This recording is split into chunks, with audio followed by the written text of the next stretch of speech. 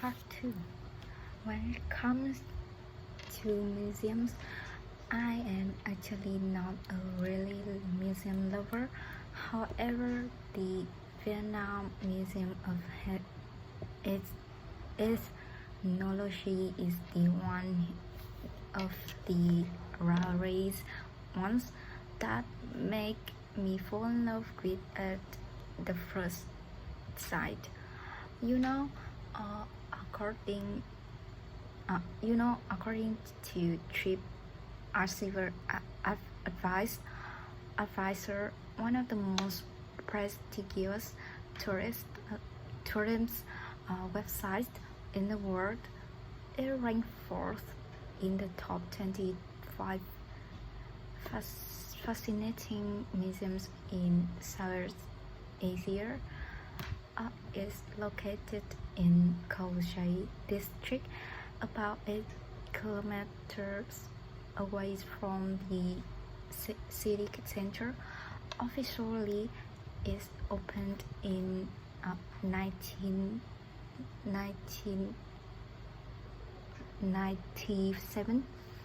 It is well known as the city's best informative and resourceful museums. I had a whole of time visiting this amazing museum back into the good old days when I studied at secondary school. Our secondary school organized a field trip for students, and we all had to write report afterwards. So basically,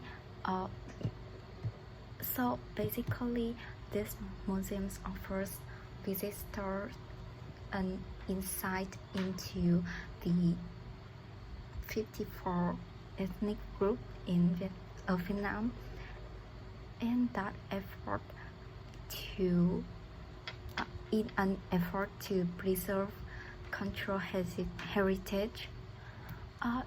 The first time I visited, I was instantly captivated by how marvelous it is.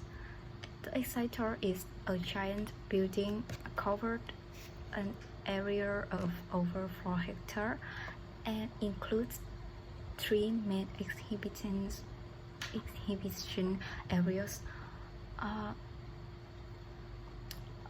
All in all, despite being out of the way compared with other museums in Hanoi, the Vietnam Museum of Ethnology is absolutely worth a visit for those who are keen to learn about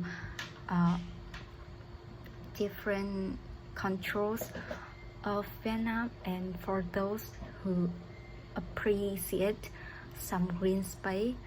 I will certainly put it in a must-see destination for any tourist visiting Hanoi.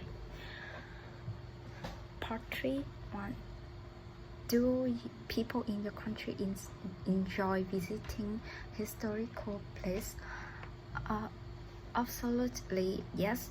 People love to visit sites of historical significance because those places are incredibly beautiful and breathtaking. For the most part,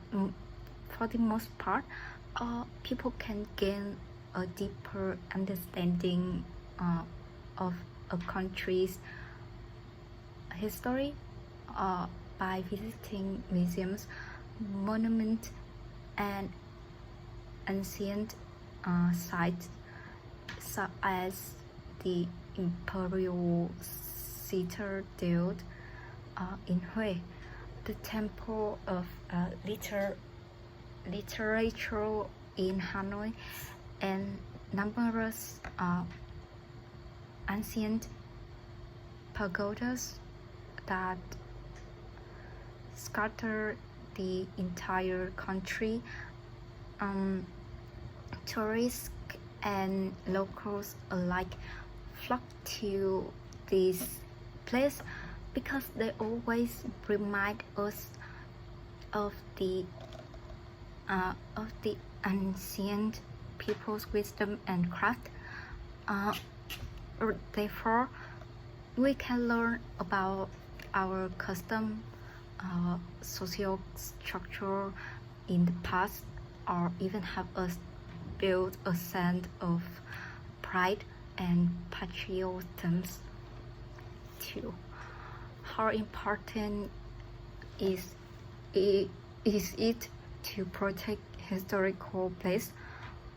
I think it's terribly important to conserve and maintain this place because tradition and control relates are part of history.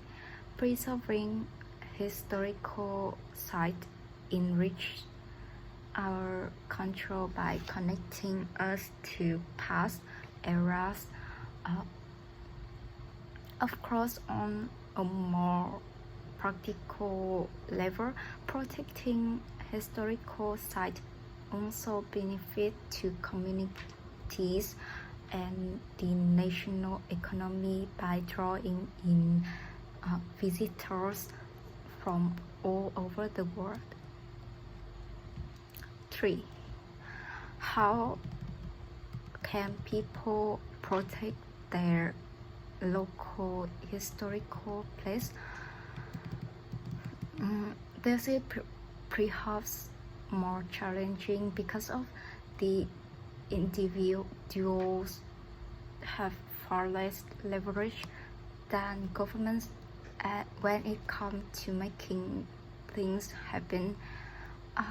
However, I think there are a few things local people can do. One would be to join a volunteer group who care about preserving our community's recent past place. Additionally, each individual can rise and create awareness of the importance of preserving this invaluable site by sharing news and links through social networking sites such as Facebook and Twitter. 4. Do you think history can be learned in museums? I think museums can be an effective way to learn about history. In museums, visitors can see real artifacts from hundreds or even thousands years ago, and this can make history seem more real to them. It can bring it to life. Also, if people are curious about something they see in museums, they might be encouraged to learn more about it in books or online. 5. Why do many children these days dislike museums? I think many children don't like museums because they are old-fashioned and quite strict. In a traditional museum, visitors just look at exhibits but are not allowed to touch or play with them. For children, they normally want to interact more with their surrounding, so museums can be frustrating and boring for them. 6. Who should be in charge of preserving all historical buildings? I think there are a few things local people can do. One would be to join a volunteer group who care about preserving our community's recent past place. Additionally, each individual can raise and create awareness of importance of preserving these invaluable sites by sharing news and links through social networking sites such as Facebook and Twitter. 7. What factors should be considered when a modern building is constructed? I believe there are tons of contributing factors that should be carefully considered when people design and construct a modern building, such as a location, size, use of space,